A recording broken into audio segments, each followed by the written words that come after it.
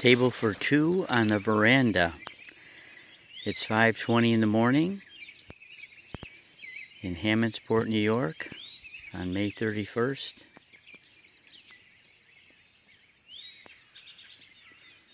The earth is waking up.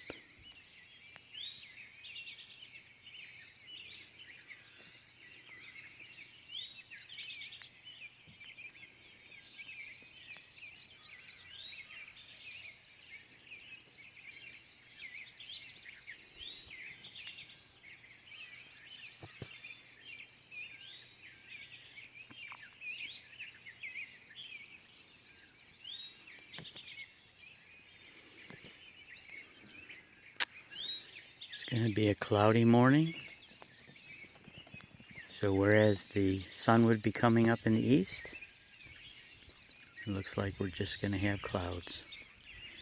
Anyway, my beautiful people, I hope you have a lovely day.